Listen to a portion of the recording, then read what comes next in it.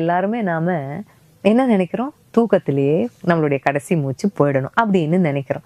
ஆனா எல்லாருக்கும் அந்த மாதிரி வரம் கிடைப்பது கிடையாது.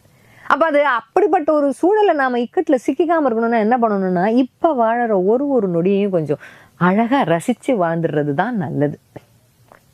எங்க ரசிச்சு வாழற மாதிரி இருக்கு, ஒரே போராட்டமா தானே இருக்கு, எல்லாருக்கும் அப்படித்தானே. அந்த போராட்டத்தையும் கொஞ்சம் திடமா கடந்து போயிடுவோம். நியாயம் எதுவோ அது பக்கம் நின்றுடுவோமே.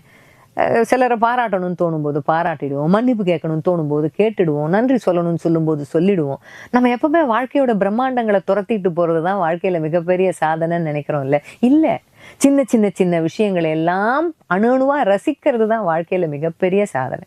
அது நம்ம வீட்டுல உட்காந்து ரசிச்சாலும் சரி, நம்ம சொந்தங்களோட சேர்ந்து ரசிச்சாலும் சரி, பிள்ளைகளோட சேர்ந்து, நண்பர்களோட சேர்ந்து, மற்ற உறவுகளோட சேர்ந்து, நம்மளுடைய நலம் விரும்பிகளோட சேர்ந்து ரசிச்சாலும் சரி, ஒரு ஒரு நொடியையும் ரசிச்சு கிடக்கணும். உடல் உபாதை வரத்தான் செய்யும். தலை வலிக்கும், கால் வலிக்கும், காய்ச்சல் வரும், திடீர்னு என்னன்னே தெரியாம இதெல்லாம் வர ஆரம்பிக்கும். எனக்கு ஏன் வந்ததுன்னு சோர்ந்து போகாம அதை எப்படி வெளியில வந்துடலாம், ஒண்ணும் இல்லை இவ்வளவுதானே அப்படின்னு கடக்கிறதுல இருந்து சின்ன சின்ன விஷயத்த நாம உணர்ந்து உணர்ந்து அனுபவிச்சு கடக்க ஆரம்பிச்சிட்டோம்னு வச்சுக்கோங்களேன்.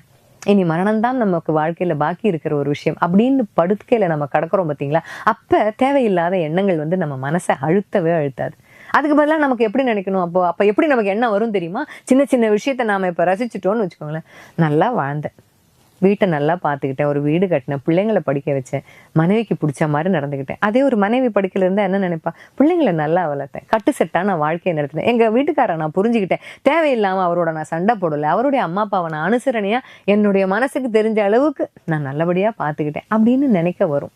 சந்தோஷம் வரும். இனி நான் சாவ சந்தோஷமா எதிர்பார்ப்பேன். நான் எந்த குறையும் என் மக்களுக்கு வைக்கல, என் சொந்தங்களுக்கு வைக்கல, எனக்கு வாழ்க்கையில பெரிய குறை இல்லை அப்படிங்கிற எண்ணம் வரும்பொழுதுதான் வருகிற மரணத்தை கூட நாம கொஞ்சம் பெரிய மனசோட நீ எப்ப வேணா வா, என்ன நீ எப்ப வேணா கூப்பிட்டுக்கலாம் அப்படின்னு நாம தயார் நிலைமையில இருப்போம்.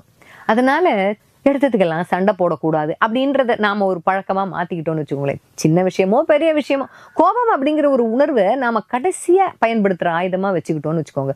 போட்ட விடு அப்படிங்கிற மனசையும் வளர்த்துக்கிட்டோம்னா கடைசி காலத்துல மரணம் மட்டும்தான் இனி நமக்கு பாக்கி அப்படின்னு நாம படுக்கையில இருக்கிற காலத்துல தேவையில்லாத எண்ணங்கள்லாம் நம்ம மனசை அழுத்தவே அழுத்தாது. நேற்றைய பொழுது அனுபவம், இன்றைய பொழுது நிச்சயம், நாளைய பொழுது நம்பிக்கை. நம்பிக்கையோடு இருங்கள்.